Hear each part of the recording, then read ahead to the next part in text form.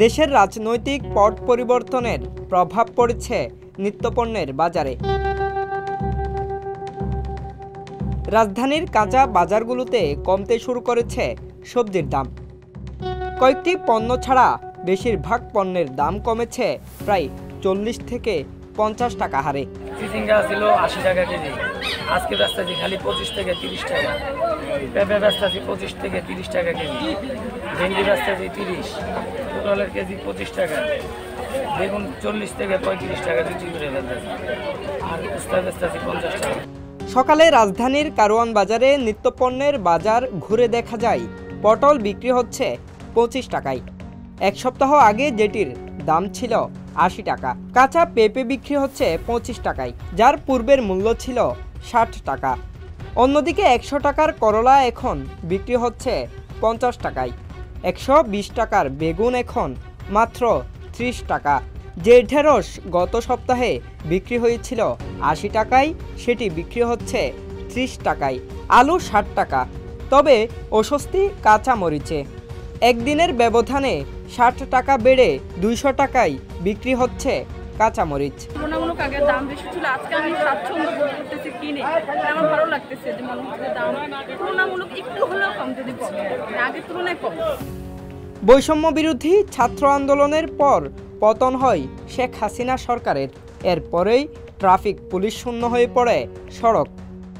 তাই ট্রাফিক নিয়ন্ত্রণ থেকে বাজার মনিটরিং সব কিছুতেই সমান তালে নজর স্কুল কলেজে পড়ুয়া সাধারণ শিক্ষার্থীদের।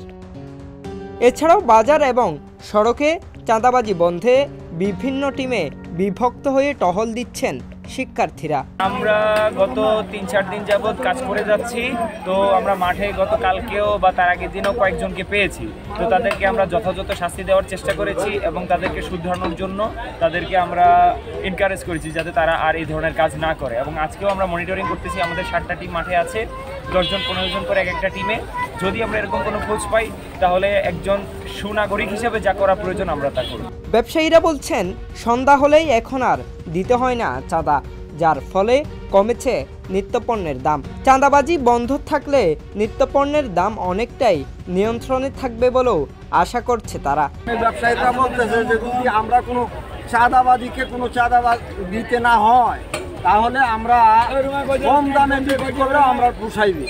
আমরা যদি ভাড়া না দেই তা আমাদের তো খরচটা কম হবে, আমরা আবার পাবলিকের দিকে দাম কম রাখতে পারবো। দীর্ঘদিন ধরে ধরাছোঁয়ার বাইরে চলে যাওয়া সব ধরনের সবজি এখন অনেকটাই হাতের নাগালে। কিছু সবজির মৌসুম না হওয়ার কারণে দাম বাড়তি রয়েছে বলছেন বিক্রেতারা। তবে দাম কমায় স্বস্তি প্রকাশ করছেন সাধারণ ক্রেতারাও। ফলে জনমনে নেমে এসেছে স্বস্তির হাওয়া। জাহিদুল ইসলাম আরিফ, সংবাদ প্রকাশ, ঢাকা। সংবাদ, ফিচার ও অনুষ্ঠানের জন্য ভিজিট করুন সংবাদ প্রকাশের ওয়েবসাইট এবং যুক্ত থাকুন ফেসবুক পেজ ও ইউটিউব চ্যানেলের সঙ্গে।